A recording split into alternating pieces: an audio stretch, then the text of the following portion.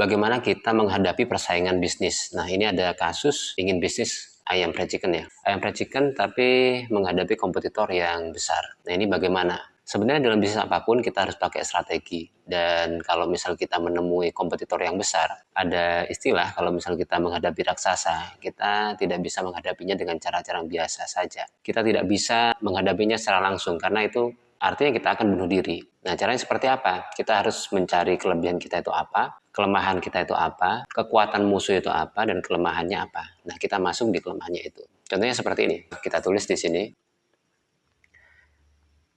Dulu ada istilah SWOT atau SWOT. Jadi kita bikin seperti ini ya.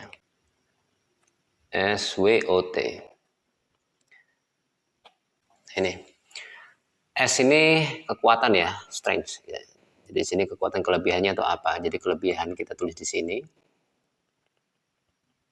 Kemudian W ini weakness atau kelemahan.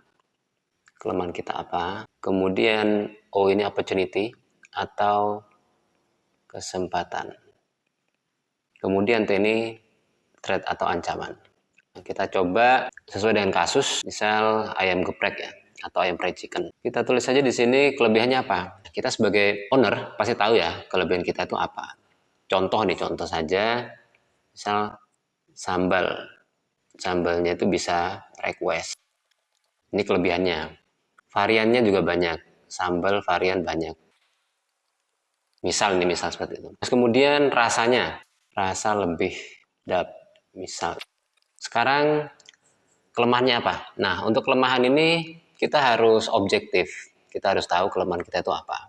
Contohnya seperti ini ya. Produksinya tidak bisa cepat.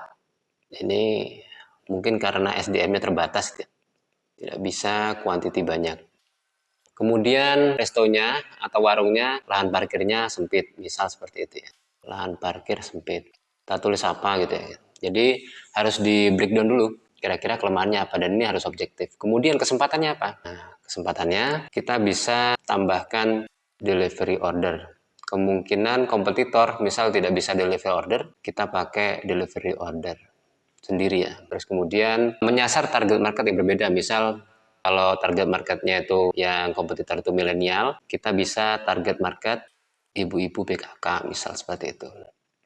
Atau kantoran. Artinya kita harus tahu kelebihan kita apa, terus kemudian kelebihan kompetitor itu apa. Nah, kita masukkan di opportunity itu ya. Misal kompetitor tidak bisa melayani delivery order, kita masuk di situ. Kemudian target marketnya milenial, nah, kita ambil target market yang lain. Jadi gapnya apa? Kira-kira yang bisa diambil di situ.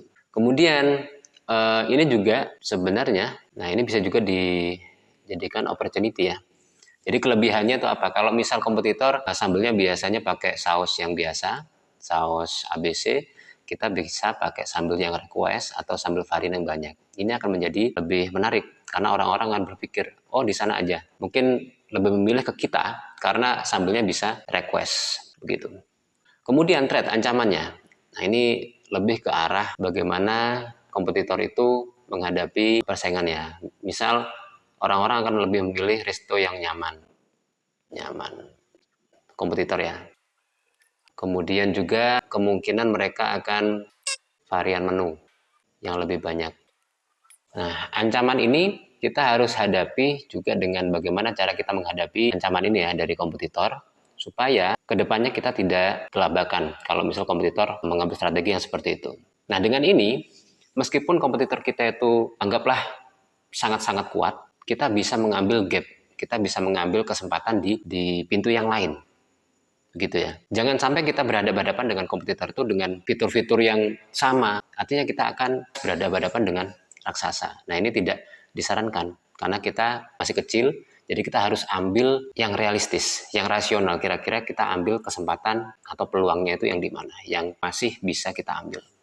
Begitu. Jadi itu ya teman-teman. Kira-kira yang bisa saya sampaikan. Untuk surveinya mungkin nanti bisa lebih detail lagi supaya strateginya juga bisa lebih dalam lagi. Terima kasih.